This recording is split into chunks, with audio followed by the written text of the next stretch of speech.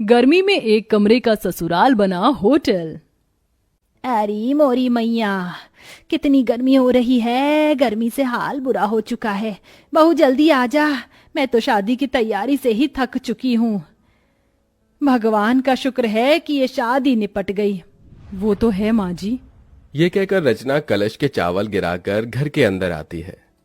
अरे अंतरा, अब तो तेरी बहू आ गई है। अब तो तेरी बहू के हाथ से खाना खा पी कर जाएंगे। अरे जरा हम भी तो देखे बहू कितना अच्छा खाना बनाती है। क्यों कश्मीरा? अरे हाँ हाँ बहू, मुझे बहुत गर्मी लग रही है। मुझे क्या, सबको ही लग रही होगी। गर्मी जो इतनी पड़ रही है, तो जा सबके लिए ठंडा ठंडा शरबत बना कर लिया। जी बुआ जी। और सुनो, तुम शहर में नहीं गांव में हो, तो यहाँ पर तुम्हें घूंघट में रहना पड़ेगा। जी बुआ जी। अरे पर बहू देखेगी कैसे? उसने इतना मोटा और भारी लहंगा पहन रखा है, कपड़े तो बदलने देते। ओहो, जब तक बहू कपड़े बदल कर आएगी हम तो पसीने में तर हो जाएंगे। इससे पहले बहू तू कुछ शरबत लिया। जी लाई।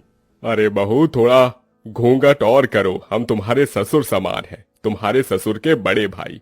और हाँ, शरबत सत्तू या बर्फ डालकर लाना। जी ताऊ जी। माँ जी, रसोई कहाँ है? अरे बहू, तुझे रसोई ढूंढने में कोई परेशानी कैसे हो सकती है? वो देख, तेरा ससुराल एक कमरे का है, इस एक कमरे के कोने में हमारी रसोई। वो देख, जा जाकर शरबत बना दे, सभी मेहमान इंतजार कर रहे हैं। इसका मतलब हमारे सारे रिश्तेदार यहीं रहेंगे, इस एक कमरे के ससुराल में? और कहाँ जाएंगे बहू? यहाँ पूरे में बिस्तर बिछा देंगे, सब यहीं लेट जाएंगे। हे भगवान, इतनी गर्मी में सारे लोग एक ही कमरे में कैसे रहेंगे? ऊपर से रसोई भी यहीं है, सारी गर्मी इधर ही आ जाएगी। ऊपर से मुझे ना कपड़े चेंज करने दे रहे, ना घूंघट हटाने दे रहे। मैं तो ऐसी गर्मी में पागल हो जाऊंगी। ये कैसी जगह शादी हो गई है मेरी। इतना कहकर दिल पर पत्थर रखकर उस एक कोने की रसोई में रचना बड़ी मुश्किल से घूंघट में शरबत बनाती है और एक एक करके सभी मेहमानों को शरबत देती है। अरे बहू, इतना सा ही शरबत बनाया था क्या? अरे जरा अपने घर के लोगों को तो देखो, सारे मेहमान हैं। जाओ और शरबत बनाकर लेकर आओ। जी अभी लाई। अरे अंतरा मामी, भूख भी लग रही है, अपनी बहू से कह दो कि थोड़ा कुछ खाने पीने को भी ले आए, सारे मेहमान भूखे बैठे हैं। हाँ विनोद बेटा, मैं अभी खाना बनवा देती हूँ, या बहू खाना भी बना ले। मुझे इतनी गर्मी लग रही है, ऐसा लहंगा पहनकर मैं खाना कैसे बना पाऊंगी? और यहाँ तो कोई कमरा भी नहीं है जहाँ मैं चेंज कर पाऊं। इसीलिए तुझे मना कर रही हूँ, अभी सबको खाना दे दे, शांत होकर बैठ जाएंगे, तो तू अपने बाकी के काम निपटा लेना। जी माँ जी। बड़ी मुश्किल से रचना खाना बनाने के लिए लहंगे में बैठ पाती है। पूरी सब्जी बनाते बनाते उसे पसीने आने लगते हैं। हे भगवान, मैं तो थक गई। पता नहीं कैसे लोग हैं जो इस एक कमरे के ससुराल को समझ रखा है। और नहीं, बहू इन्हें नौकरानी लग रही है। आते ही नई बहू से कोई काम करवाता है क्या? अरे बहू, मेरे भतीजे का भूख से हाल बेहाल हो रहा है, जरा जल्दी खाना बना। बस माँ जी, पूरी प्लेट में लगा रही हूँ। मुझे क्या रोबोट समझ रखा है? एक तो इतनी गर्मी लग रही है, पंखे की भी हवा नहीं आ रही इस कोने में। रचना प्लेट लगाकर सबको खाना देती है। खत्म हो जाने पर बैठने आती है कि लहंगे की वजह से उसका पैर फिसल जाता है और माधव उसे संभाल लेता है। रचना, तुम ठीक तो हो ना? आप तो रहने दीजिए, आपको मेरी कोई फिक्र नहीं है। अगर फिक्र होती तो पूछते कि इतने लंबे से घूंघट में, भारी से लहंगे में मैं कैसे बार बार सबको खाना परोस रही हूँ। ये मैं ही जानती हूँ। आपको क्या है, अपना सहरा शेरवानी उतार कर बैठ गए हैं 4 जनों में खी खी खी खी करने। अरे रचना, ऐसी कोई बात नहीं है, मैं माँ से बात करता हूँ। अरे बेटा, यहाँ बहू के साथ क्या कर रहा है? हमारे साथ भी आ जा, बैठ जा। और बहू, राजन विनोद की प्लेट खाली है, जा उन्हें सब्जी पूरी दे दे। जी जी अभी। और तुम तो छोड़ो मेरा हाथ। उस समय रचना अपने पति के पेट में एक कोहनी मारकर चली जाती है। आउच! क्या हुआ बेटा? कुछ नहीं ताऊ जी। फिर सबको खाना देने के बाद रचना थक जाती है और बैठे बैठे सो जाती है। उसे देख कश्मीरा जगाने जाती है तो माधव मना कर देता है। बुआ जी, उसे उठाइएगा मत, बेचारी गृह प्रवेश के बाद से ही सबको खाना दे रही है, एक पल के लिए भी बैठी नहीं है। और देखिए कितना पसीना आ रहा है, उसे लहंगा भी नहीं उतारने दिया आप सबने, थोड़ा तो रहम कीजिए। ओहो, देख रही है, तेरा बेटा अभी से ही बहू के पक्ष में हो गया। चलो अच्छी बात है, हम कौन से तुम्हारी पत्नी को परेशान कर रहे हैं, सोने दो। माधव पास के बिस्तर पर उसे सुला देता है और एक पर्दा डाल देता है, जिससे सारे बड़े बुजुर्ग रिश्तेदार उसे ना देखें। ऐसे ही शाम हो जाती है। रचना अपने कपड़े बदलकर आराम से बैठी थी कि मौसिया सास सुधा उसके पास आती है। अरे बहू, तुझे कितनी बार बताऊं घूंघट करके रख, तेरे किसी भी सास ससुर ने देख लिया तुझे तो गजब हो जाएगा। नई बहू को पर्दे में ही रहना चाहिए, समझी? अब जा जाकर चाय बना। मैं चाय तो बना दूंगी, पर मैं तो पहले इस तरफ बैठी हूं ना, मुझे कोई भी नहीं देख सकता, तो थोड़ी देर घूंघट ऊपर कर लूंगी तो क्या हो जाएगा। मुझे भी गर्मी लग रही है, और ऐसा तो है नहीं किसी ने मेरी शक्ल नहीं देखी, सबने शादी में मुझे देखा है। देख ले अंतरा, देख ले तेरी बहू कैसे अभी से ही जबान लड़ा रही है। अरे मैं तो मौसी हूँ, मुझे इस बात का बुरा नहीं लगेगा, लेकिन कोई और होता तो तौबा तौबा तौबा।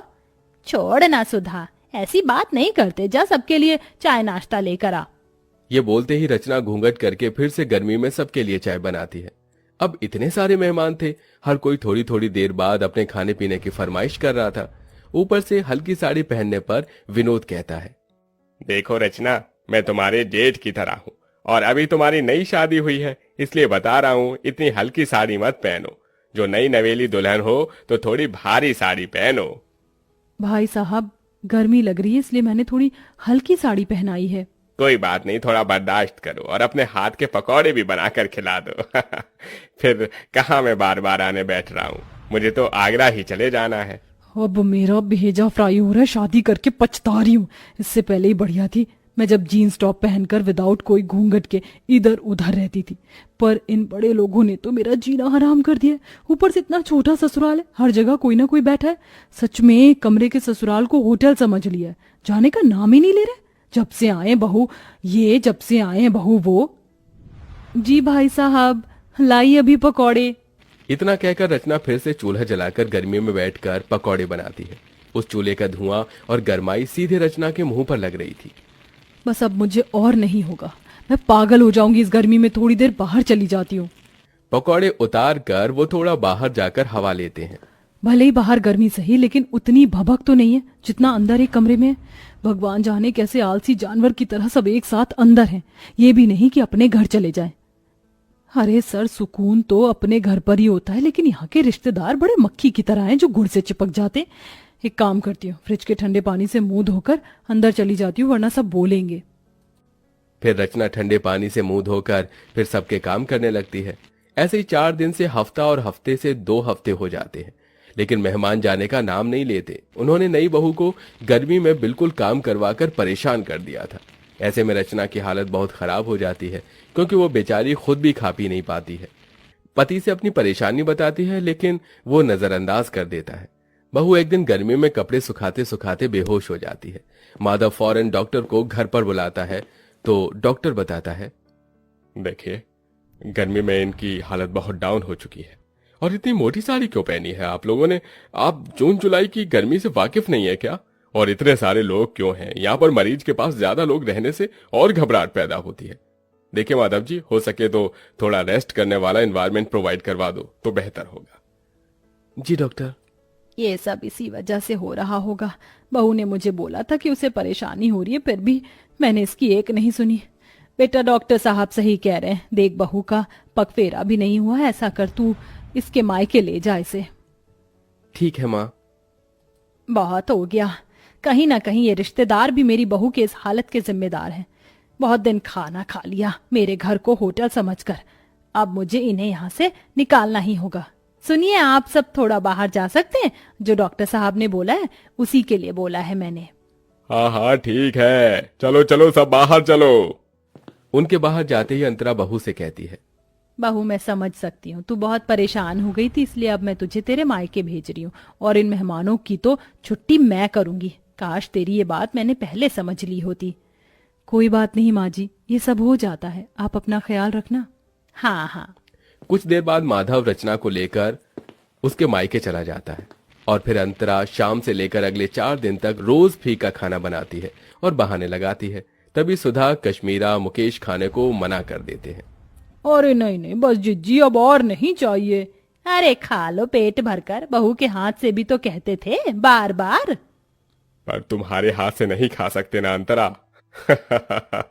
रचना बहुत ज्यादा अच्छा खाना बनाती थी, इसलिए खाते थे। और वैसे भी अब हम सबको बहुत दिन हो गए हैं, अब हमें अपने घर को निकलना चाहिए। हाँ हाँ, अब हम सबको अपने घर जाना चाहिए, हम चलते हैं। इस तरह सारे मेहमान मजबूरन खुद ही अंतरा का बेकार खाना खाकर वहां से भाग जाते हैं और कुछ दिनों बाद ही नई बहू घर वापस आकर एसी में सास के साथ खुशी खुशी रहने लगती है।